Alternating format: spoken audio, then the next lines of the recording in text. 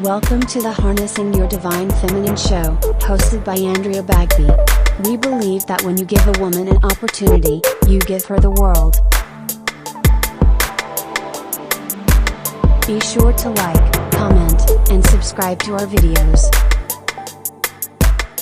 Hi, thank you for watching the show. My name's Andrea with Harnessing Your Divine Feminine, where we give women opportunities so that they can inherit the world. And today we have Angi from New Path Tarot with us. This is Angi from New Path Tarot, and she has just a lot of stories to tell us, a lot of advice, feedback, and things that will help empower you on your spiritual journey. So Angi, thank you for coming. Thank you. Okay, so we have, you just met, right? Like you're here from, you moved to Georgia, Right. From Georgia, right? From Florida. Right, so you're like a new friend.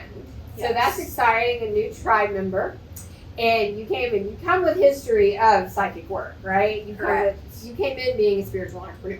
Yeah. That was refreshing. Like I didn't have to teach so many people how to be a spiritual entrepreneur. You came in, you were like, hi, I'm Angi, and I already have an established business. This is what I do. It's like, cool, I can relate to that. Very good. So you do tarot. Correct. What else do you do? So I use the tarot cards as a tool, but really I am just naturally intuitive. So I just use my intuitive skills when I'm doing readings, but use the tarot as a visual aid. I also use pendulum, and I do medical intuition, and that's pretty much off the top of my head. I love it. Okay, I'm fascinated by all that, and especially medical intuition. And I think that's so important for you to be like, I'm psychic and tarot is a tool. Right. And your pendulum is a tool. Right, because versus- if you're like stuck somewhere without your cards, you don't have any skills anymore? Do you lose them? No. Right. You're just using the cards. You're just using the cards. We don't talk to a lot of medical mediums around here, so this is very fascinating. You're the first one we've had on the show. So at what point in life did you say, hey, I'm a medical medium? Interesting. When looking back, I can't really pinpoint the exact moment. I actually, as a child, was medically intuitive. Mm-hmm. So it's not like something where I registered, like, this is what it's called and this is what I'm doing. It was more like I was doing it naturally, and then down the line, people were like, oh, that's what that's called. So as a child, I was able to pick up on health things. You know how like animals can kind of sense when somebody's sick and they act funny around somebody? I was kind of like that, but I wasn't like, hey, you have pancreatic cancer, Grandpa. It was more just like, something's wrong with Grandpa, and then he ended up passing away. So as a young child, it kind of had to grow over time with experience and just kind of like harnessing it. Good. That's exciting. So many people come to me with medical questions, right? So what's the difference between like medical medium and like energy work? So the energy work is probably the part of it where you're not really intuitive, you're more like applying something, like you're applying energy to a person or to a condition. And the intuition part is more picking up on what it is or like what to do about it. Okay, very good. So because a lot of people come to me for energy work, but they have a medical condition versus I'm not doing a medical intuitive reading, right? Right, because sometimes people already know what they have and they just want to heal that. Right. Other times they're like, I don't know what's wrong with me. And sure, you can apply energy like a blanket and just say, we don't know what it is, but just heal the person. Mm-hmm. But if you can pick up on specifically what it is, that would be more helpful. So you taught a medical medium class. Right. That was amazing, and I wish I could have gone to it. So you have a curriculum behind this. So you teach people how to be medical mediums. Right. So when you say, we use both, right? Like medical medium work, so you can kind of guide the doctor, right? Right. And so when I teach the class, the very first class, I give a big disclaimer to say we're not diagnosing, we're not preventing disease, we're not curing disease. You have to give that in order for legality reasons, because really, we're not saying, oh, you have cancer, don't go get treatment or anything like that. We're saying, go get this checked out. It's more of like a preliminary where to guide you, like maybe what specialist to see or something like that. Yes, so that's very empowering instead of just going to a general doctor and not even knowing what questions to ask. Right. Although it might sound crazy if you go to your general doctor and say, well, I went to a medical intuitive and they told me I have this, but it is a good starting point, especially if you have an intuitive doctor as well. involved. Exactly. Right. Now, I believe I tell my doctors, therapists, the dentist, anybody I go see what I do. And if they cringe or pull back, I just don't see them because Right. I definitely don't want anyone working on me that's not comfortable with their intuition. Right. Like, As things are evolving, people are getting more open-minded, and you'll see people who probably when they're in the medical field, they have to kind of like keep their spiritual beliefs under wraps a little bit for their own legality. Mhm. But you'll find more and more that are open-minded and even believe this kind of stuff. Yes. So when you're scanning someone, when somebody comes to you for a reading, do you immediately pick up on their medical stuff? When somebody comes to me for any reading, I don't immediately do anything. It's more like if they say, like usually when I do my readings, I don't just do a general reading anyway. Mm-hmm. I'm like, what do you want to know? So let's say they say, oh, I have a health question, or I want to know about my health. It's almost like I turn the switch on for that specific type of thing. So then I'm sitting there and on the receptive mode of what comes to me, and it can come in many forms. So if I have my cards down, the cards themselves aren't like, oh, this means this and this means that, but it's like the intuition comes through the cards, and then I'm leaned toward a certain kind of direction, whether it's this or that. Right, and then they can they're empowered with more information, right? Because you can't unknow, right? And then they can go upon their journey and sort of use all their resources, right? So you've helped people, like legit, like you've helped people find things. Right. I don't have like a whole list of all the people, but I do know that in one particular case where I picked up on cancer, and they went and got it checked out, and it happened to be cancer. So that's my, I guess, claim to fame story. But I don't like that one, of course. Like I like when I do a health reading and I'm like, I'm actually not getting anything. I think everything looks good. But sometimes it comes up, it's like, you should probably go get your blood levels checked, or you should probably just go get a physical. It's like I'm picking up on something, but I'm not being given exactly what it is. It's just the direction of leading. Right, you're picking up on something. And sometimes it's not bad. Very true. Right, you can pick up on something and it not be a crisis. Exactly. Right, so that's important. Most times when I'm picking up on something, it's something that they can do something about. I'm never given anything like, you're going to die in a week or something like that. Exactly. It's always something preventable, or it's like so that they can go and get it treated or something like that. Right, because it's spirit prompting them. Right. Like to get this, to prevent something. That's the whole point Right. of our readings anyway. Some people are like, oh, is it fate and you're just telling me what's going to happen? No, it's more like we're telling you what could happen if you continue along this path.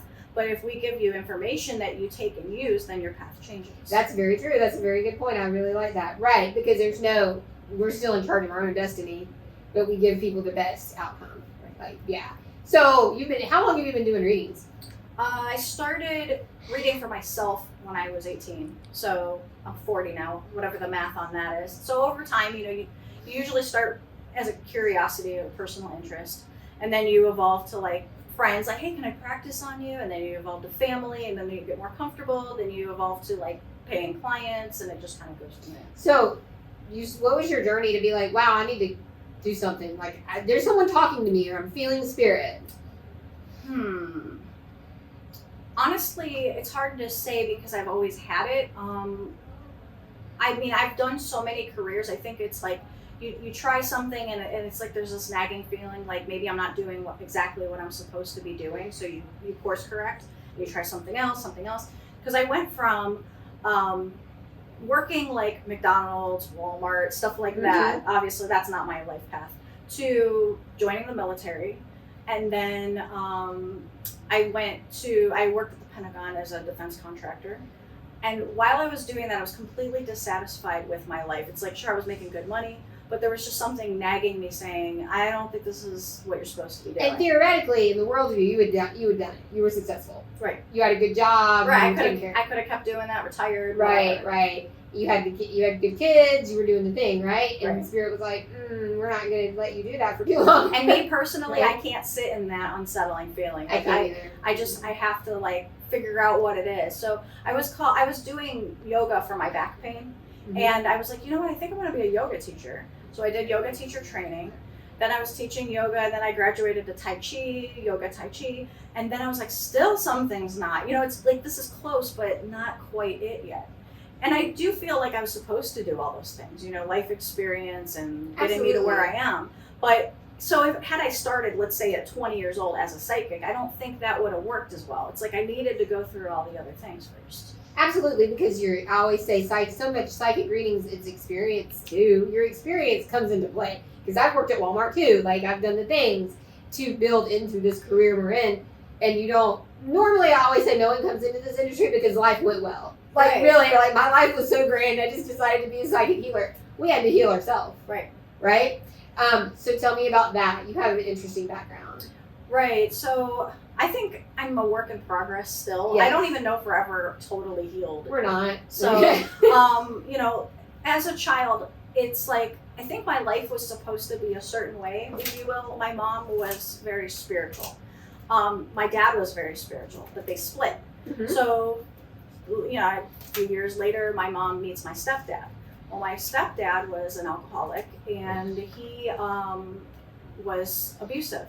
So I very quickly, my life changed from kind of, I think, what it could have been, or maybe I feel should have been, to like this very traumatic, toxic, you know, dangerous situation. And so I kind of had to evolve very quickly to, there's just something in me that just doesn't like to, I guess, conform or settle. So I was like, I got to get out of this situation. And I just started running away and running away. I had to run away over 30 times before they finally put me in foster care. Wow, right. That's amazing. Thank you for sharing that. I like to say, I'm the same way, and this is how we're not groomable. Like, we are not groomable women, and I think at some point in childhood, your brain either decides to be groomable or not. Right. And I say that word because Spirit had to give me that word. Mm. Like, there are women who just accept the abuse, and then it continues through their lifetime, whether it's sexual, physical, verbal. Right. And then there's women who are like, I'm going to shake every tower down until we solve this problem. Right. And you sort of had to, like, you were like the tower card for like the whole family. Right. But you paid the price too, right? Well, either way, it was just sucky. Right? And Yeah. you had to learn to be psychic. Yeah, it's hard because I feel like I had to, I hate to be so dramatic, but like I had to get out of that situation or I probably wouldn't be here today. You wouldn't be there. And your So- spirit guides were like, girl, run. And it's so hard to be a child with that old soul mentality because Right. like I was a child going, who are you to do this to me? You know, do Right. you know who I am? You were an old soul, right? You were like, I'm a goddess. Like, you would know where this is not going to happen, right? And you ran away and you proved that he was abusive? I wouldn't say proof per se. They honestly threw me in foster care and said it was going to be for 2 days just to shut me up. They thought if they gave me what I wanted, that I would stop. You know, I could go back home. Well, then they did a home study. They went in the house and they saw a bunch of crazy stuff, and they were like, "She's not going back." I remember the phone call. I heard it. She's like, "Guess you're staying." I'm like, "Thank God." You were happy to stay in foster care. Yes. In Okay, fact, that's yeah. funny. My mom used to say, if you keep running away, you're going to end up in foster care. I'm like, I know. That's the point here. Okay, so you finally got the help you needed. Right. That's amazing. Now, did you stay with the same foster family? For a few years. I mean, it is harder when you're older. I was 9 at the time, and they say, you know, when you're older, it's hard to get into foster care. But I was a good kid. You know, I just wanted out of my situation. Mm-hmm. So I wasn't causing problems or anything, but I kind of outgrew that home because they were actually rated or whatever you'd call it for infants. Okay. So, but it was like I needed immediate placement. They said, can you take her for 2 days? Then it ended up being long term. Well, I kind of outgrew them when I got to middle school. It's like they weren't really understanding of like a pubescent, like change in a woman and everything. And it just, you know how you get hormonal and you get moody, Right, and, right. you know, that sort of thing. They weren't equipped to deal with me. So you bounced to another foster I home. went to another one that was specifically for teenagers. Okay. So you would think that worked well. I mean, I don't really want to go into the whole spiel of everything, but then another foster home, and then I got on my own. So That's amazing. So one day you told me, sort of casually walking down the hallway, you said, yeah, when I graduated high school, they were like, so you have a place to stay tonight? kind of, yeah. Yeah. It was more like a leave your key on the counter and good luck to you kind of thing. Wow. And I'm like, I was fine with that because I actually felt very pressured to, like, you know, I'm graduating high school today. I'm now able to do whatever I want in life. And I felt like this pressure to do what they were expecting of me, which was go to college. They had offered to pay for my college for me. Okay. Which you would think is a great deal, but it comes with a lot of strings. Mm-hmm. And I was not a good student. Like, my brain is not wired for, getting straight A's kind of thing. And that was definitely one of their expectations. And I knew I just wasn't equipped for that. And you always were able to stand in your power with all that. And that was you always probably knew the next step before it came. If not tactically, I knew it intuitively. Yeah. It wasn't tangible, but it was like this, I could feel it kind of thing. So even from childhood, when you were enduring the first case of abuse, you had to psychically figure out how to sideswipe this abuse, how to avoid things, how to say the right things to get the right help. Oh yeah, I changed drastically. I went from being a very outspoken, defiant, bossy kind of kid to being extremely meek, shallow, or withdrawn, quiet, hiding kind of energy, which is not my energy at all. So I had to transform in order to not be seen. Basically, I wanted to be invisible. Mm-hmm. Yeah, and that's a key sign right there. So you started. At what point were you like, okay, these are spirit guides that are talking to me? Oh, I actually knew that. I had invisible friends. Okay. Then this is before the stepdad entered the picture. I could see spirit, hear spirit. It was like clear as day. And my mom and grandma were like, "Oh, you just have such an active imagination." And I'm like, "No, like, don't you see what I see?" Right. Kind of thing.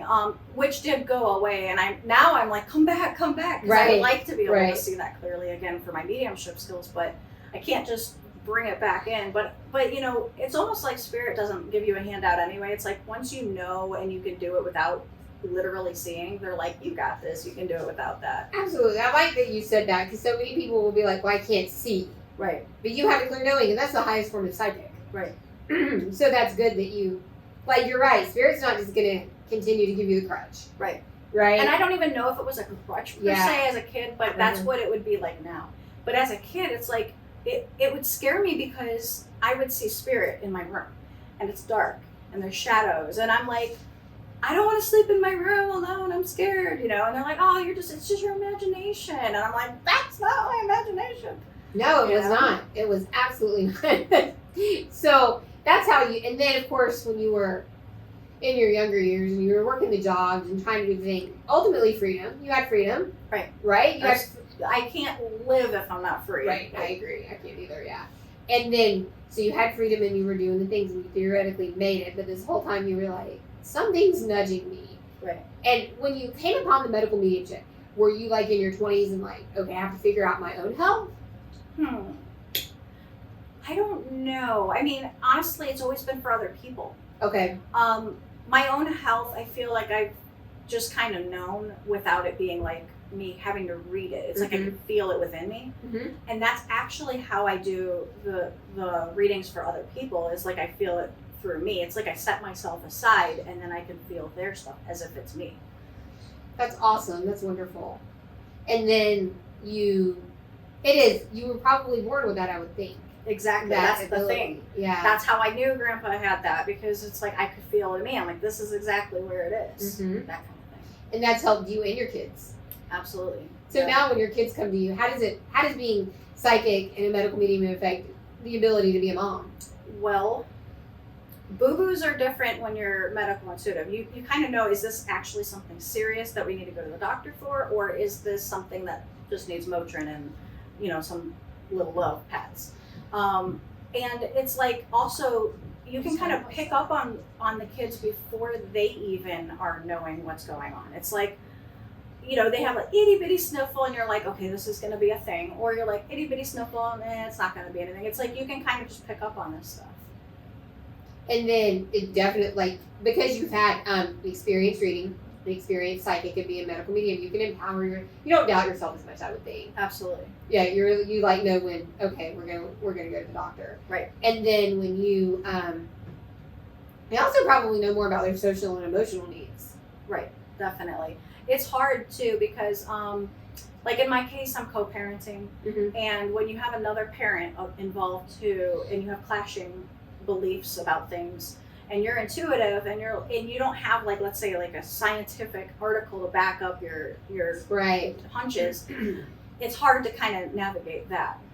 Right, because whoever you're co-parenting is not like, yeah, you're the mom, I trust you. Right. Right. They're trying to prove that they're the better parent sometimes. Yeah, So, that's very common, and thank you for sharing that, because the people out there think they're in the, they're not alone in that. right. Right, it's not a competition. Collaboration is way easier than competition. It's interesting, like my personal experiences when we were together, myself and the other parent, it was pretty much me making all the decisions, and they were fine with that. But of course, as soon as you separate, they're like, I have to prove something. I'm now going to be the better parent all of a sudden out of nowhere. And it's like, now you have to be like fighting with this other person Right. who you used to be on the same page with. That is so lame. Yeah, that's a very common journey, though. Mhm. How many kids do you have? I have 5. That's a lot. Yeah. To me, that's a lot. It is a lot. To me. That's a lot to with me no too. kids. So, and you juggle them all. This is the interesting thing about my life path is I don't know what it could have or would have been in other circumstances, like had I chose different paths, or let's say even predating that if my mom had chosen different paths. There's a part of me that I can almost feel like maybe on a parallel universe I had no kids. And I was like this thriving, successful businesswoman with lots of money living in a high rise somewhere, I can feel that I have that energy that I could have done that. But then on the other hand, here I am living this life where, I might be struggling a little bit financially because of the path I took, but I'm happy doing it, and I have the kids in my life. Absolutely, because abundance comes in many ways. Right. Right? Because a millionaire doesn't mean necessarily you have $1 million Happiness. in the bank. It Yeah. means that millionaires to me mean, okay, you got a thriving family, you have your health, you have freedom. Freedom's a huge thing, right? So now you are sort of navigating, you're doing tarot, Right. you do medical medium, what else do you do? I also do teach yoga and Tai Chi, but that's more of like a on one-on-one basis as opposed to like my main thing. Right. You're not doing classes, you're doing like one-on-one, and you definitely probably infuse your readings. Because I moved from Florida, like I had to kind of redo where I was going. So I was teaching a lot of physical classes, and then now I'm doing the psychic work more. So yes, and that you're regaining, you're like building a new community, a new business community for Right. yourself, which is huge for a psychic, because It's like starting over. kind it's of. starting over because we're so The community good thing based. about our work is that we can do it remotely. We can do Mhm. phone readings, video readings, because otherwise, I also did massage. I forgot that one. When you're a massage therapist, you cannot do that remotely. No, Literally, you you can't. have to be in Yeah. the same space. So I know a lot of massage friends that had issues during COVID for lockdown.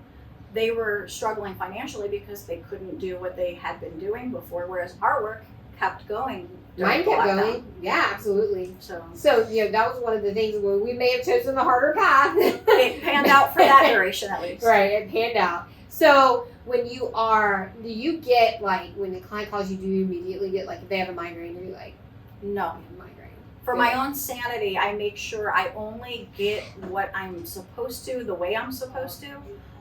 If I would more likely hear headaches or migraine, or I'd see it in a card. Like there's certain cards, like where she's holding her hands on her Oh head. yeah. That's No. can sometimes be my headache card. Like, do you have headaches? Right. I would prefer it that way than me going, oh my god, my head hurts all of a sudden. What's going on? Right, because so many psychics or people who want to do readings come to me and go, what do I do? How do I get the energy off of me? Right. Right. Don't get it in the first place. Don't get it in the first place, right. Have the filter, right? Like how do you say if you were reading for someone and they were just sick, you still go home and you mom after. Right. Like how do you do that? Well, I think it is important. I don't have like some kind of like procedure or technique of where I like bubble myself or anything. I did that back in the day when I was first learning about like, oh, you should shield yourself because you're an empath, that kind of thing.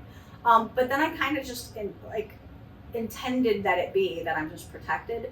So I'm gonna knock on wood, but I don't generally pick up on anything like that. So I don't worry like when I'm exposed to something that I'm gonna bring it home or that it's gonna linger on me.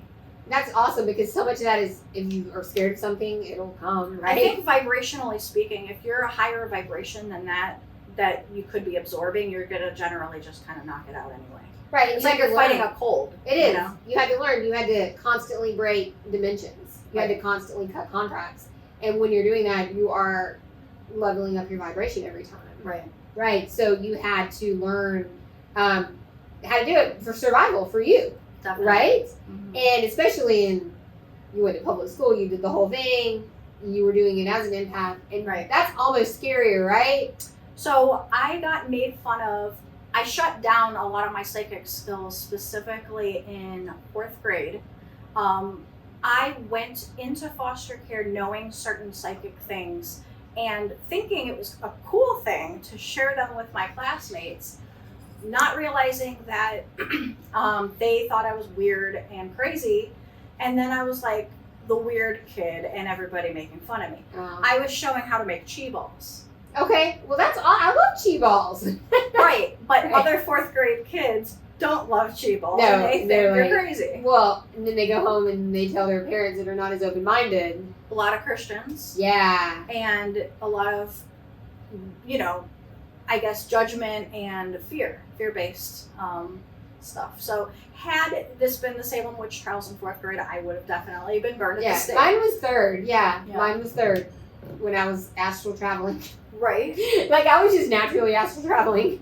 So when you quickly had to learn psychically who's your ally. Right. Like, and who's not. And Yeah. honestly, it's so hard to find spiritual people when you're mingling in the real world.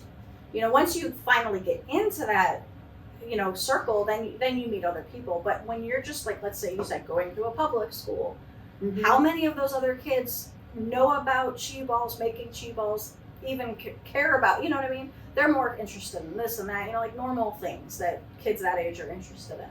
So it's hard to find friends that you actually identify with. And guess what you have to do? Conform to what everybody else thinks is cool, because either you're going to get made fun of or you're not going to have friends and you're going to be isolated, and that's lonely and depressing. So Yes, I went through all that. And I do think that women that are not groomable, when it comes to a challenge in life, like when I went through during COVID, I really wasn't scared. And I look back on it now. First of all, I thought, well, I have been through worse, as you have, right? I'm Right. sure you were like, seriously? Hey, because you had literally been through hell anyway.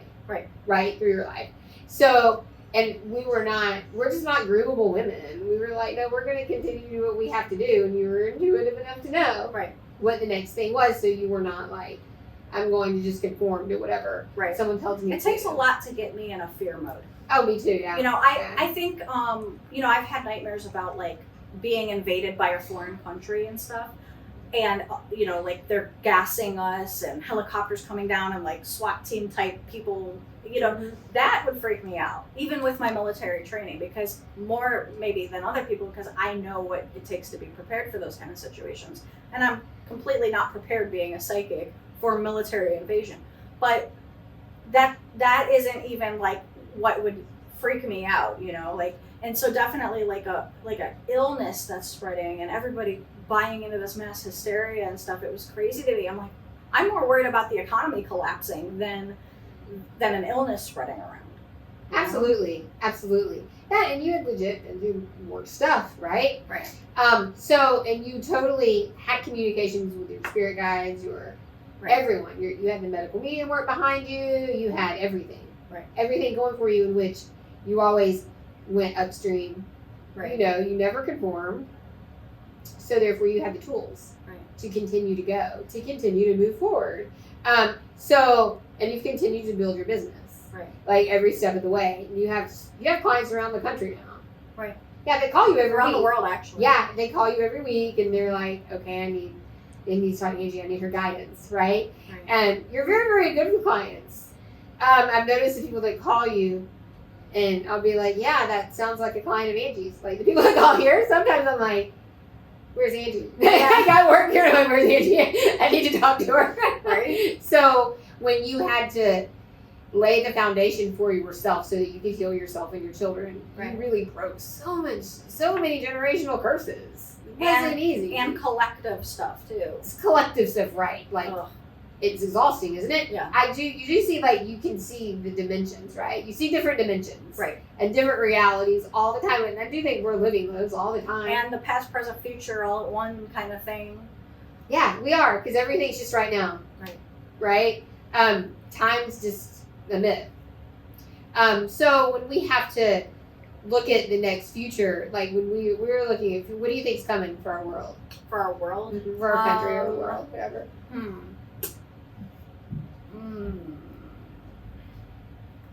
I'm trying to think of where to start. I have like 3 things in my head at What's once. your Don't theory? you hate that? I know you do. I have theories. Which So one do I what's your start theory? with? I do think it's going to be kind of like business as usual as far as what is portrayed to the world. Like whoever's in charge here wants the appearance of everything's fine because they want us to keep consuming. They want us to keep playing the game.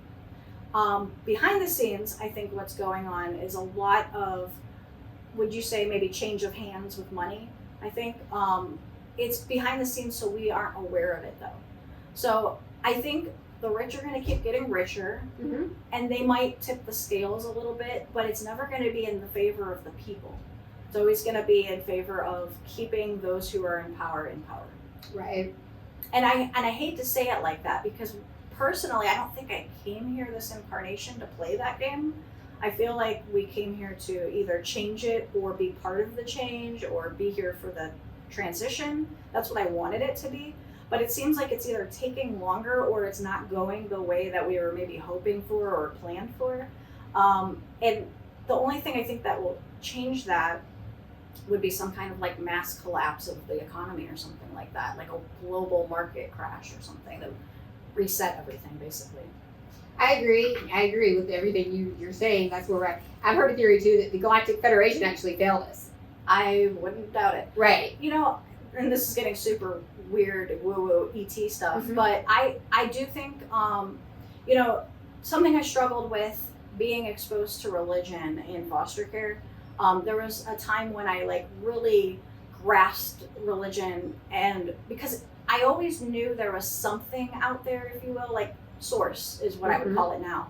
But at the time, you know, religion calls it God. So I was like really wanting to know and experience God, if you will, to the point where I think now that I've reframed it as source, it just kind of makes more sense when you think about why are there bad things? Why do bad things happen? It doesn't make sense if there's the religious God, right? Like why is it that kind of God letting things happen? But if you think of it as source, then you're thinking, well, this is like a unbiased kind of energy that just created things, but isn't like controlling things, if you will. Absolutely. So that makes me believe, though, because I believe in ETs, that there's good ones and bad ones. And I would not be surprised in the least if bad ones have some kind of interaction with our reality. I think so. I mean, every theory, there's truth to every theory, right? So, and in this industry, I've got to hear all sorts of theories, and I just think they're fascinating. But yeah, I think I've heard that theory, and you know, and kind of, I hear so many theories that I can kind of laugh at them sometimes. They'll be like, I've heard a theory, the Galactic Federation failed us, and I was like, you know what, that could be true. Makes sense. Makes sense, because if the greedy people are going to stay greedy, right, they're going to stay in power. Now, yeah. Here's the thing. Anytime you have a movie of a good guy and a bad guy, the bad guy is always the one that is, I guess, more prominent, winning, coming out on top.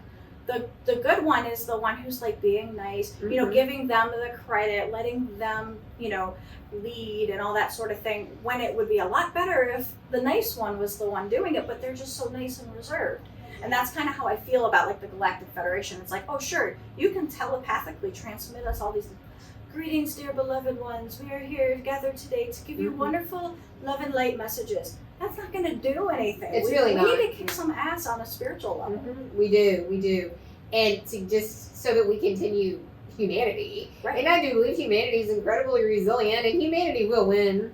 I mean, we always win. Right. We're going to evolve into something different, but we'll win. Those are funny theories too about how humans are going to evolve over time. Like our heads are getting bigger because our brains are getting bigger. Have you ever seen those articles? Yeah. So, the future humanoids look really funny. They look kind of like the great ETs, with the big head and the bigger eyes and everything. And I always find it funny if you look at people from like the 20s and the 1800s, they physically look different. They do. They really do. And I'm like, okay, there's. I don't wonder if it's evolution. makeup, hair, and clothes, maybe, but I think it is the features. are Their different, bone too. structure is definitely different. Yeah. And, I believe we're going to turn into one race and one gender. Eventually, yeah. Yeah, eventually. That's I mean, cool. I've already contributed to that. I have some mixed kids, so it's like Right. I've always, as a child, I'd always look at people very like curiously because I think because as a starseed, which I identify with, Mhm. I've lived on many different planets. So I've been many different types of, let's say, ETs or whatever. I've taken many different forms, not just the human form. So when I look at humans and I see, the differences in them, and then I think, like, why is it that humans are fighting against humans? This makes no sense. We should be all working together. We really should. And I know, the differences. I'm excited we're going to be one race and one gender because all this separation is just causing more chaos. Seriously. It really is. Okay, so give us a definition of starseed because there's so many definitions out there. So my personal view of what a starseed is any soul, a human incarnate that has been on anywhere other than Earth. So if you and I do think there are some humans who have only been incarnated on Earth, especially let's say new souls, if you believe in that. So like let's say like this is your first incarnation, or you've only incarnated on Earth, you're not a starseed. But if you have lived any other incarnation on any other planetary system, then you're considered a starseed. Okay, that's awesome. Thank you. There's so many different definitions of what a starseed is. Right. How would we know we incarnated on another planet? I think it's like just an inner knowing. Mhm. Like, I don't think I'm from here. Like a feeling of maybe being homesick would be a key indicator. Yes, and I get people tell me that all the time. I want to go home, but I don't know where home is. I was very young, like probably 4. I remember we had this bay window, the kind that pop out Mhm. in the living room, and I would sit in the, I don't know what it's called, but the part that's outside of the house. I would lay on it and look up at the stars and look for shooting stars and stuff. And I literally was like, why did you leave me here? Right, because you had a job to do here. You have work to do here. Yeah. But I felt betrayed. I felt like abandoned. Yeah, you felt like really. When we talk about healing the inner child and stuff, I feel like from a young age, I felt abandoned by my ET family. Like, so we're talking about the abandonment wound usually happens with your birth parents. For me, it went deeper than that. It went beyond that. It went to the sky. So when you were born, you were in sort of foster care. No. No, like on a spiritual level. Yes. Right. I was like, wait, what? Because I think, that was part you For came sure. in. Yeah. Yeah. That's amazing. And I don't think I was aware of it until I was like 4. Right. I'm glad you said that because a lot of people do this. They don't feel like they're home, even if they've lived in their same house their whole life.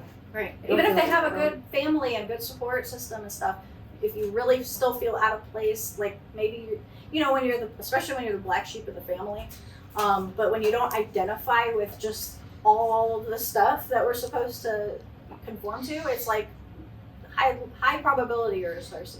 I think that's why your brain, you came in already having used more brain power.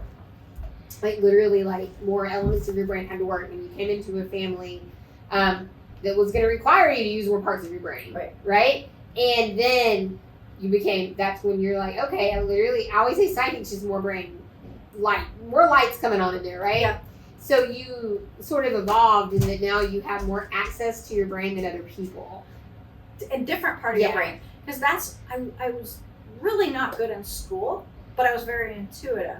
So it's like, when you're a senior and they come and talk to you about what you can do after high school, and different colleges come and try to get you to go to their school. I wish they had a psychic come in and be like, hey, guess what? You could be a psychic, because I could have started from then. Do you know how much pain and drama and money I could have saved? Seriously. Really? So you came into this and you're like different parts of your brain's firing off. So you already, even as an adult, you're negotiating the world differently than most women. Right. Right. True. In fact, I'm in a mom's group on Facebook where we message all day, like the group of us do. And I would say 99% of them, not only do they don't believe in God or religion or anything like that, but it's like I don't know how to, I guess, share my like what I do. Like they're like, how does that even work? I'm like, where do I start? Because they're like, let's say 99% atheist. And that's mostly because of their exposure to religion was not good for them. And so instead of being like, let me find out what is actually true, they're like, I'm just gonna negate the whole thing and not believe in it at all, because that's easier. Right, but you had to have different tools and resources to survive life. Right, so you were like, well, plus I can't really negate what I experienced, which was I did see spirit, I did hear spirit, I had my spirit guides that were, clearly interacting with me.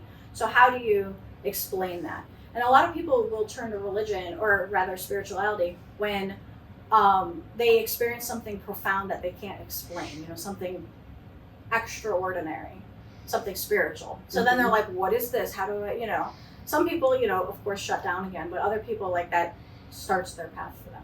It does. And I think everybody's path starts at a different time, and that's fine. Some of us is childhood, some of us is, adulthood. It's going to happen when it's meant to happen. It really and is. how and at the pace that it's meant to happen. What would you tell other moms who think they may have psychic kids or they want to develop their children psychically? So I actually have really been debating writing a children's book that's geared not just for the child, but for the parent as well, that will help a parent who has a spiritual child.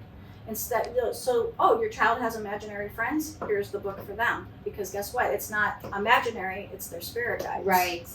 So I feel like as a parent, if, like, let's say you're not understanding of spirituality at all, but you have a psychic kid, I would say harness that, try to get it developed by, there's stuff online that you could find. You could go to somebody like me, like one of us, who could help lead the child specifically. I've done readings for children where the parents have brought them in and like, my kid's psychic, what do I do? Right. So, and then you empower them because I'm not of the belief anything bad's out there psychically, right? Like your kid's not going to run into something evil. Right. And, it's that vibration thing again. Like if in my household, I do things like sage, and I just in general make sure that the vibration of my home is good, because I did have icky experiences when I was a kid, and I wouldn't want my children to have those kind of experiences. But I think it's the parent's job to shield that from happening. It's not the child's job. And I remember having icky experiences too, and now that I look back, and what I was actually seeing was like my parents' addiction. Like I could see that addiction in the house. Right. And I knew it wasn't for me, it was just an unpleasant experience. Right.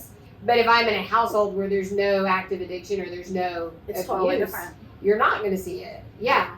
So, as far as explaining yourself, it's hard to be like, I'm definitely odd in navigating this world. Yeah. But yet spirit brings you people. Sure. Brings you support systems and people that respect what you do, right? Right. What about like marriage and dating as a psychic?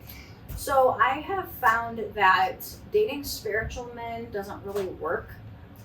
It's almost in a way like you're competing with each other for who's more spiritual, thank you. who meditates more, who eats better, and I'm like, I just want a real person, and I'll be the spiritual one. Thank you very much. I think that's so healthy, right? Because so many women, they come to me, they're like, where are the spiritual men? You don't want them. Right. I'm like, I tell the girls, I'm like, don't date a man that walks through that door of that metaphysical bookstore. Right? I just want to be the woman, the wife, the girlfriend. Right. Right? I don't want to be like when I'm not at work, I just want to be a woman. Right. Right? No expectation of having to prove myself. Now, you're obviously they will get residual benefits because you could look at somebody and be like, okay, this is what's happening, right? Like when I date people, they like, no. I mean, if you go on a dating site and you say you're a psychic, they log off. They don't want anything to do with you. I actually had a man come to me and he said that it was like a goal or like a fetish for men to like sleep with a psychic.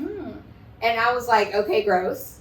And that like it's gonna be something like extra. Like it made me laugh. I was like, I promise you, it's not like extra. Right. Like, what was even the point there? But I like that you said that because spiritual women need to have permission to just date regular people. Just date regular people. Right. Like I don't necessarily. I've got the tarot down. I don't need to go home and practice with another person. Right. Like I got that. We did that a long time ago. Right. We don't need that anymore. We don't need that. We just need to go now, home. I will say, like, if you're both learning spirituality together, like you're both awakening together, that's cool. And if you do like spiritual women, that's cool too. But just for me, my personal experience, no bueno. No, because you just want to be respected. That's it. Just let people respect right your career your passion and what you do, right? Exactly. But not necessarily, you don't want to, you're already going to be the healer when you go home. Like, you're already going to be the goddess, the spiritual expert in the household. And they should just give you space to express that divine feminine. Right. Versus, like, you're right, there's an edge of, like, weird competition. Yeah. You know? Who could be the better healer? Right. I'm going to cure this cancer. No, I'm going to cure this cancer. Right. Like, no. Like, right. But then also, to your point, if you're both seeking source. Right. And seeking the high vibration or God or whatever you want to call it. In your own ways. Right. In your own ways is the point, right? Because everyone has their own magic. Yeah. Like, I feel like a Christian and a spiritual person can mesh because there's Absolutely. that common ground. Unless the Christian is like one of those, extremist kinds. Right. I do too. Like, I have no problem with Christianity. Right. It's totally fine. I also could easily date an atheist. I'm fine with that Right. too. Because right. I understand why they're an atheist. Right, exactly. I went through that phase myself. Right. So I identify with it. So it's just having that respect, but yet seeking some sort of self-improvement I consistently. think I like agnostics the most. Because Mm-hmm. they're like, I don't know and I don't care and I'm going to go do other things. Right. Right. So, and it has to do with the divine masculine giving you space to Yes. express the divine I feminine. love the idea. So we really have to define divine masculine as opposed to masculine of, I don't even want to say toxic masculine, but that's kind of what I'm referring to. Right. Like men, the way that we think when you say, what is a man? And you're like, oh, somebody like this is this. That is not divine masculine. Divine masculine upholds the woman and says, you know what, I think we've been leading this long enough. Why don't you give it a try? Right. The divine masculine, to me, provides and protects a foundation for that woman to fly. Right. Without being intimidated by her. Right. Or, controlling. Just fly. Right? Exactly. And what can I do to help you do what you're going to do? right. And that's exactly it. That's all it is, right? There's nothing extra. Like, they don't even have to try as hard as they do. And it doesn't have to do with necessarily them paying your Being the bills. man. Right? Or just being like, she needs to I pay have no my problem bill. paying my bills. Right. If you do everything else, let me work. You take care of the house. You take care of the kids. I would love that. Right, I do too. Like, I love that. Like, I'm not the housewife of anything. Like, A lot of us aren't. And I will say that is a big struggle with how things are changing in households, especially family units, with women becoming more and more empowered. They don't want to be sitting in the kitchen all day. And, they want to interact and do these things when they feel like it, but they don't want to feel like it's a chore or like their obligation to do so. Right, exactly. When I cook a meal, it has my healing energy into it. It brings me joy. It's because I want to. But you don't want to make it being like, oh, I hate doing this. But This I sucks. also find so much joy in ordering Uber Eats for people. Very I'll true. be like, what you want? We eating. Right? Seriously. Like, either way is joy. Yeah. And that society's sort of giving us that option now. Right. Just do it with joy is what I say. Now, the divine feminine, right, nurtures, creates. Right. Right, we nurture and create. So you actively nurture and create every day. I see you doing it every day. You've got your laptop on. You're always doing something. Right. Like, where's I'm always busy. She's in her office doing something. Yeah. Right? I'm not like a big socialite, I'm more kind of like introverted and like doing my own thing. I think you've noticed that. Yes. So what are you doing? Watching Netflix. No, I'm just kidding. No, I am no. Business stuff. I go through different phases. So like I actually have a YouTube channel, which is the New Path channel handle for Okay. like all my social media stuff. So I have YouTube videos on there. I would do like pick a card kind of readings. I never do anything for either like trying to make money or trying to get exposure or anything like that. It's more just because I'm bored and I'm like, what do I want to do today? And then I like put it out there and people like it. I'm like, okay, I guess that works. So I go through phases where I'll do different marketing type things. I tell people that too. Just throw it out there, see what sticks. Yeah. If Yeah. you're ever doing something for the intention of like specifically money, it doesn't really work. It's like people can feel the inauthenticity with it. I totally agree. I told somebody last week, I said, never do anything out of money, ever. It doesn't matter what it is. Now, if you get money, that's great. Right, But because that's not the goal to do it for the money. no, because abundance should follow if we're using our holistic gifts properly, abundance is going to follow. Exactly. Absolutely. Like, it's inevitable. Right. Right? So that's what you do. You have that down. Yeah. So, I mean, So I'll just like kind of go, when you say what do you do all day, I'm like, whatever I feel like. I'm just kind of Right. like, going down the river of what I feel like doing that day. and then you'll be working on your projects, and then you're talking to clients, and you're guiding through them. And then I'm like, oh, I got to call the doctor and make an appointment. And then I'm back to doing, what I mean? Right, It's like right. random stuff. So that's awesome. Where can we find you? here, obviously, The at the Inner Inner Space. Space, yeah. theinnerspace.com. And New Path Tarot on Facebook, Instagram, all those handles. Yeah, that's about it.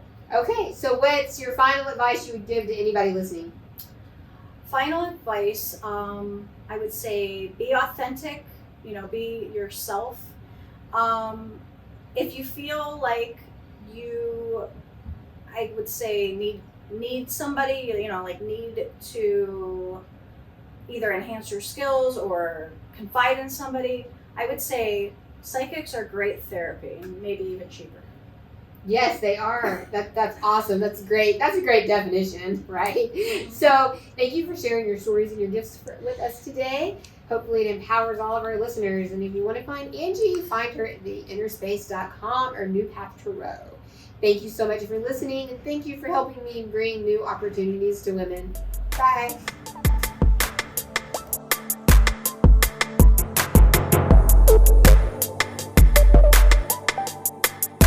The Harnessing Your Divine Feminine show is produced by 8 Robinsons TV. Subscribe for only $30 per year for access to exclusive and archived content.